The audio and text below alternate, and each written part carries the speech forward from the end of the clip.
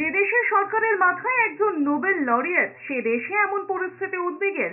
বাংলাদেশের পরিস্থিতি নিয়ে মুখ খুলেছেন সুকান্ত মজুমদার। বিজেপির রাজ্য সভাপতি সুকান্ত মজুমদার আরো বলেছেন, মোহাম্মদ ইউনূস একজন শিক্ষিত মানুষ হয়েও কাঁধে হাতের পুতুল হয়ে রয়েছেন তা বোঝা যাচ্ছে না।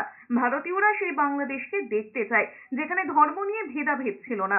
এখন যে সরকার আছে সেই সরকার সাম্প্রদায়িক শক্তির হাতে, বাংলাদেশের সাম্প্রদায়িক শক্তি, ইসলামিক সাম্প্রদায়িক শক্তির হাতে পুরো বন্ধক হয়ে গেছে।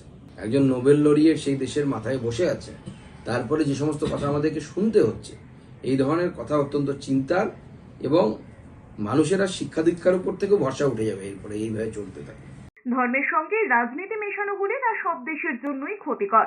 বাংলাদেশ ইস্যুতে এমনই মন্তব্য করেছেন সিপিএম এর রাজ্য সম্পাদক মোহাম্মদ সেলিম। তিনি বলেছেন, বাংলাদেশে যা ঘটছে তাতে কেউই খুশি নয়। ধর্ম নিয়ে রাজনীতি করে যারা দুর্বল প্রান্তিক মানুষ, সংখ্যালঘু, তারাই অত্যাচারিত হয়।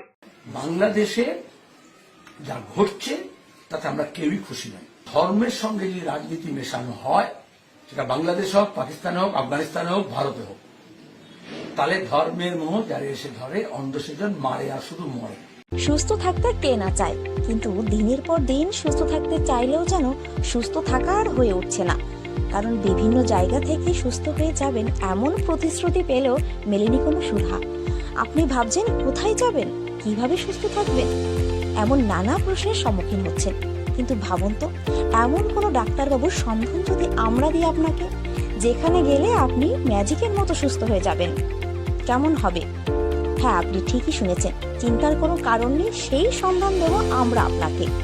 কথায় আছে, ডাক্তার হলো ভগবান, তবে সেই ভগবানের সন্ধান কজন পায়? আজ আমরা এমন একজন ডাক্তারবাবুর অর্থাৎ ডক্টর সন্তুদের সঙ্গে পরিচয় করিয়ে দেব, যেখানে রোগী ম্যাজিকের মতো সুস্থ হয়ে যান। এটা কোনো গল্প নয়, এটাই বাস্তব।